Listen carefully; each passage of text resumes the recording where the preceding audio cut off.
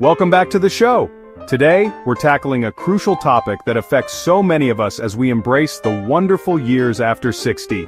You're staying active, you're eating right, but do you ever feel that your legs just aren't as strong as they used to be?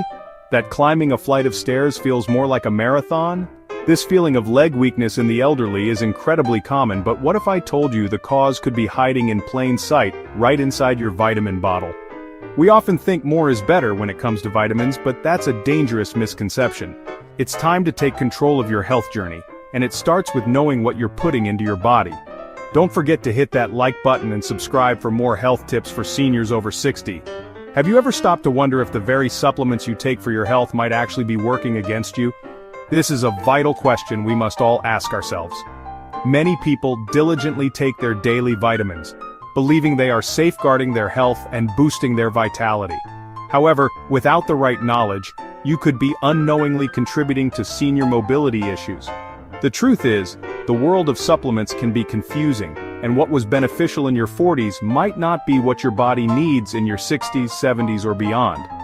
Understanding the specific nutritional advice for elderly individuals is key to maintaining your strength and independence for years to come. Today, we are going to pull back the curtain on two specific vitamins that, in excessive amounts, can become some of the worst vitamins that weaken your legs after 60. It's a surprising revelation for many, as these are vitamins we've always been told are good for us. The problem isn't the vitamins themselves, but the dosage. As we age, our bodies process nutrients differently, and an overabundance of certain substances can lead to unexpected and negative consequences. This knowledge is not meant to scare you, but to empower you. It's about making smart, informed decisions that support your goal of a long, active, and vibrant life, full of movement and joy. This conversation is essential because your mobility is your freedom. It's the ability to play with your grandchildren, to take a walk in the park, to live independently in your own home. When we talk about what weakens legs after 60, we must look beyond the obvious factors like lack of exercise. We need to investigate the subtle, hidden influences that can chip away at your muscle strength. By identifying these bad supplements for seniors, you can make simple changes that yield powerful results. So let's get started on this journey together, uncovering the facts and building a stronger foundation for your health. The first vitamin we need to discuss is vitamin E. For years it has been celebrated as a powerful antioxidant, a protector of our cells. And in the right amounts found naturally in foods like almonds, spinach, and sunflower seeds, it is indeed beneficial. However, the story changes dramatically when we talk about high-dose vitamin E supplements. Many seniors reach for these, thinking they are fighting the aging process, but research has begun to show a darker side. High levels of supplemental vitamin E can interfere with your body's natural healing and muscle repair processes, which are critical for maintaining strength as we age. This is a prime example of why being cautious with vitamins to avoid for seniors is so important. So, how exactly does too much vitamin E contribute to leg weakness? Think of your muscles like a construction site that is constantly undergoing repairs. After any physical activity, even just walking, your muscles have tiny micro tears that need to be fixed. This repair process is what makes them stronger over time. High-dose vitamin E supplements, however, can act like an overzealous supervisor, disrupting this delicate construction work. Studies have suggested that excessive amounts can blunt the body's inflammatory response, which, while it sounds good, is actually a necessary signal for muscle regeneration. This interference with aging and muscle health can lead to muscles that don't recover properly, gradually becoming weaker and more prone to fatigue. It's crucial to understand that we are specifically talking about high-dose supplements, often containing 400 international units or more. The recommended daily amount for adults is much lower, around 22.4 international units. It's very difficult to get a harmful amount of vitamin E from your diet alone, so the real danger lies in the bottles on the pharmacy shelf. This leg weakness in elderly individuals isn't something that happens overnight.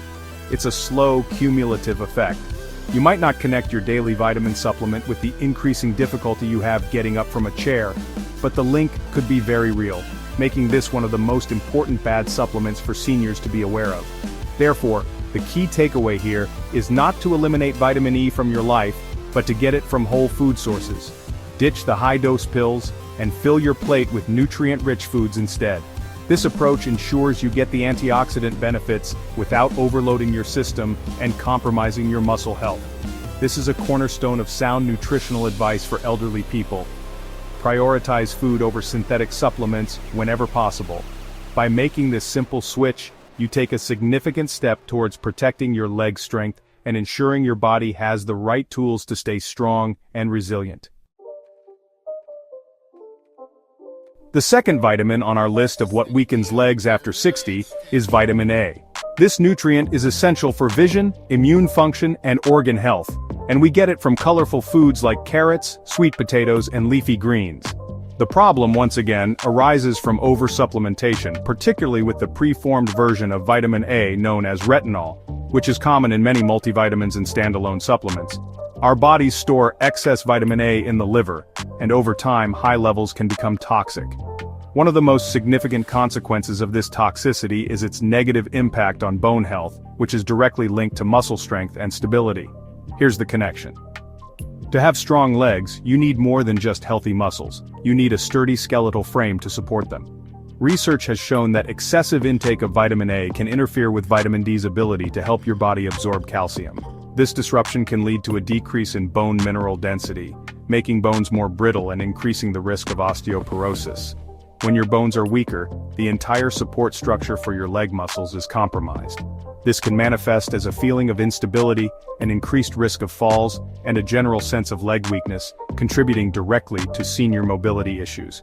This is a critical piece of information for aging and muscle health because strong bones and strong muscles are partners. You cannot have one without the other.